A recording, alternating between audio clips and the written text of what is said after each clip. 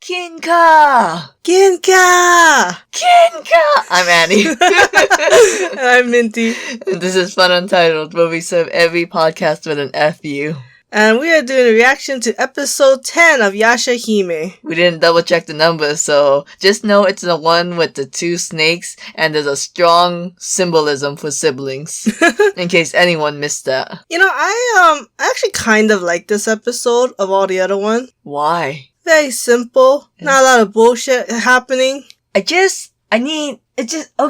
Toa and Setsuna needs to be a better sibling dynamic. I know, like, doing the character growth of, look how distant they were in the beginning and see how far they grown by the end of 24 episodes. But it's hard to be invested in Setsuna gaining her memories back and being close to Toa when I really don't give a shit. They're building it. They're building the foundation. They're gonna make you want to like them as a closer sibling relationship. I'm trying to think of other anime siblings that's kind of like good dynamics, but they aren't super close. Like, you have Ed and Elle, but they're super close, so they don't fit that criteria. A lot of animes don't even have siblings in general. Because of Japan's one-child rule? That's China. I don't know. Cause I feel like whenever there's siblings, they're super close, like Tanjiro and Nezuko from Demon Slayers. The closest I can get to is maybe Sasuke and Itachi, but they have a very complicated relationship. But the only point because in Western media, you see a lot of siblings who, like, kind of distance, but whatever, they live with each other, they get on each other's nerves. But in Eastern media, the siblings pretty much get along well. Yeah, I guess it's that difference between, like, the individualism and the collectivism cultures. Yeah. So I was trying to, like, let's just take the first example that comes to mind is Friends. You have Monica and Ross. Oh. Like, I feel like they aren't the closest, but they still have a pretty good sibling dynamic just to watch them interact. There aren't many shows, even in Western though, that write siblings extremely well. Fair enough. Friends is a pretty good example. But like you said, a lot of times siblings, they like just grow up and are distant and they just don't even seem like siblings after that. And it's like, oh, alright, whatever. It's just to force a character into the storyline. Yeah. Okay, how about this? This is the best way to sum it up. Even if Toa and Setsuna became siblings, like whatever they built the relationship, Setsuna remembers the whole fire thing. I'm not looking forward to them bonding because I can't imagine the relationship being that interesting other than them being nicer to each other. They could start shopping together. Oh yes, Toa's dream. Maybe they'll start adding Moroha to the mix. No, I wasn't gonna talk about it because all last week I complained about how they treated Moroha. I didn't want to talk about it this week. Let me just say I'll get this out of the way. I'm very upset because it makes no sense whatsoever why Setsuna and Toa would leave Moroha. I mean, it's just for the plot because it's like they want to really focus on sibling relationships. But they took Takechio. They needed a ride.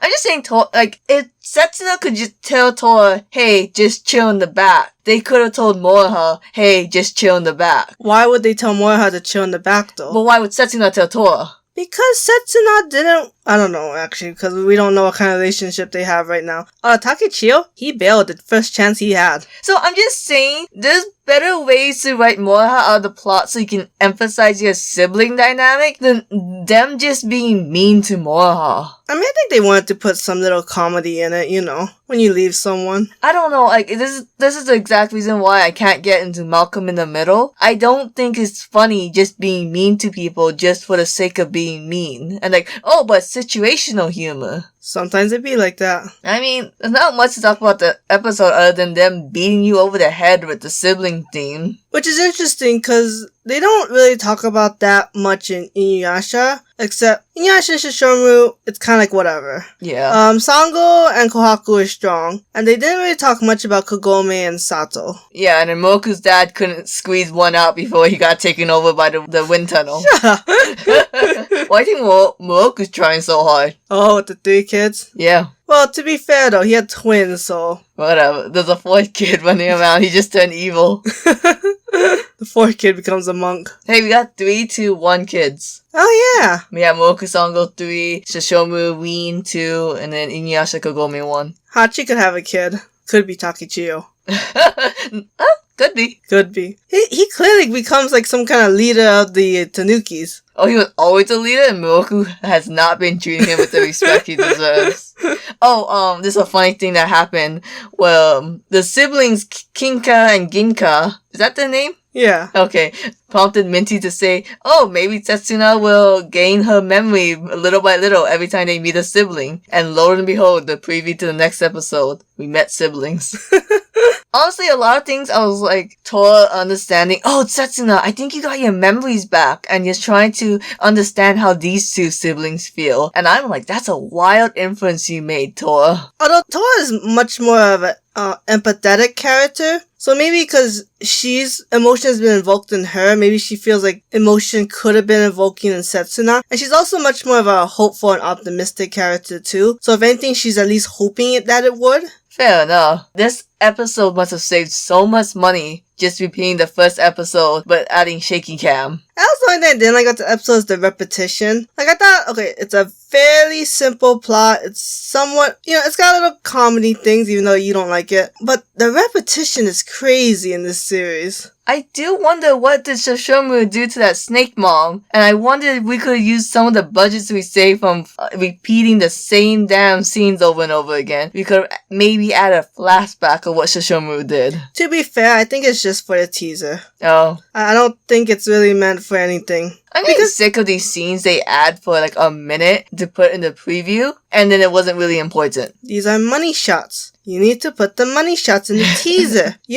Like man eating pawn, eating a child, eating a bird. That was really like the sole focus for the next preview of the next episode. One of my favorite jokes is, okay, in this, I forget the name, it's by Snapcube, but it's Sonic Fan Time Real-Time Dub. Just hear me out. In Sonic Riders, there's literally a scene where Sonic goes, okay, say something cool for the trailer now. And he just hands to the other character and he doesn't say anything. And Sonic is like, thanks, dipshit. And then I literally went back to the trailer and they did end the trailer with that scene. Oh my god. I think it's funny. That's my type of humor. That humor and a bridge series, I don't know why, it makes me laugh like crazy. It's all about that parody. Fair enough. I did think it was kind of cool, the whole Setsuna's Naginata going on fire. And then she could use the Scourge of Sorrow in fire. And this is all part of the building up the girl's, like, repertoire of weapons. So I hope to God she can do it again. Yeah, I really hope Setsuna can do that Mega Man thing. But for those who don't know, Mega Man, once he defeats a boss like Leaf Man, he gets his powers. They like kind of collect the robot parts. Ooh, it'd be cool if they all had their own element. Yeah, it would be cool. But it looks like they all gained their own dragon. Setsuna just needs her own dragon. Oh yeah. Well, okay, because the big three of elements is the fire, electric, ice. Yeah. So I guess if Setsuna's fire, Moroha should be lightning, and then Tora will be ice. That is my prediction of episode 10. Why are we so strong in thinking this is going to be a 24 episode series? It's because there's no substance in this anime. We have to look at this series more on positive. Yeah. Well, I came into Yashahime. I swear to goodness, the bar was set so low. Really? I swear to goodness, because I saw Yashahime's first 2 episodes and was like, okay, I just want to solve some mysteries and that's it. I don't expect it to do anything else. And then every episode they kind of just fail in like making me intrigued in the mystery. You know what though, Inuyasha was never really meant to be a mystery type series. Fair enough. I don't know why they put 10 mysteries then. Yeah. Cause Inuyasha, there really wasn't any mystery. It's just, where's Naraku? He's over there. Let's go. I guess like the only mystery was like, oh, why did Kikyo betray me? That's true. But that was like very minor, like leave it or take it. Yeah, because I think the main goal was always to Shikanju, and that was just a minor thing. While this one, the whole past and what happened to the parents is a major thing. Which, technically, actually, the parents thing is minor to the plot, but just major to the audience who knows the history of the series. Yeah, and that's kind of who you're pandering to. Okay, I'm sorry, but if you are a reboot of an old series, you are pandering to the fans. You cannot avoid that. You cannot say, oh no, I'm taking my own artistic liberties. No, you're promising something to the fans and then you're dangling it. I believe, don't quote me on this because I don't know for sure. I believe the Snake story was adapted from the manga from one of the arcs they didn't use.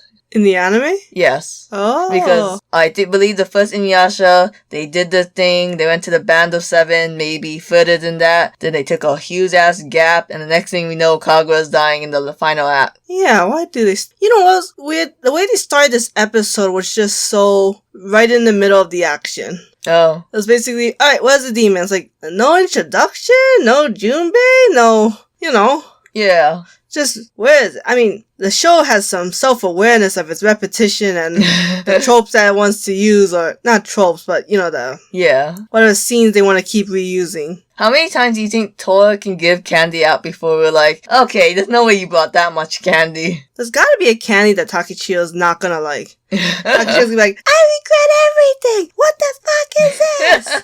If anything, it's gonna be a chocolate, because dogs can't eat chocolate. And I know he's a raccoon dog, but we're getting pretty close. I think the MVP of this episode was that woman who was carrying that baby. Because I saw that baby and I was like, oh, I care about this character. I want to know more about this guy. And then the mom went from making rice for the three girls to grabbing that baby as soon as danger came. And being like, thank goodness those motherfuckers are gone. Okay, this is something that irritates me. They have to have a new system for the bounty collecting. You know, I don't understand is, I think there was one time before where Moroha killed the demon, and because Takechiyo saw it, yeah, she still got the money. Yeah. So would Toa get the money? Actually, would Setsuna get the money? Maybe. Here's my thing. It's kind of like, why do the demons even turn into ash? If you could tell me, like, oh, if they just... The same reason they don't have blood. They're like dead things. So, like, do they always turn into ash, or they... Like, I need to know the rules for this, because I'm deeply invested in Moroha's college funds. It just depends on what kind of demon you are. If you're one of the four perils, your bones will be left behind. Wait, yeah, I think Yuki's bones were left behind. Okay. If you're a snake demon who shares your body with your brother, you turn to ash. And if you're a turtle demon, your shell gets left behind. Do you think it's effed up that the moral of this episode is that siblings connected by blood will die without each other? That's the fate of siblings They're connected by blood. Gay. No, I'm not saying that. I'm not saying that. Well, that's what you were saying the whole time watching that thing. You have to say things that people know now. Anyways. You're very invested in, not invested in incest, but that proving that these two brothers were incest. I'm just trying to prove that the writer of this episode doesn't know how siblings talk, because we don't say, yes, I think we knew since birth. I couldn't live without you. No, I just mean, like, that's such a weird thing to be, like, oh, siblings, you know, connected by blood. And like, Inuyasha and Shoshomu, does that mean they're gonna die? No, they're half siblings, so it's not as strong. So I guess, is it foreshadowing Setsuna and Tora's gonna die without the other? Yes, and especially because they're twins. Okay, but just twins. Okay, we have one, Sangha and Milka's twins. I think twins, you have 100% chance. Full siblings have a 75. Half got like 25. That means Kagome pretty much alive because her brother, Sato, is alive. Hell yeah. But that was just such a weird scene that it's clearly gonna foreshadow something. I'm just gonna say this now. I don't want later down the line you're gonna tell me that Setsuna and Tora is gonna be a couple because they haven't made it together. Okay, we're ending the episode. Not what I meant. We stop it when incest is involved. Thank you. Good night.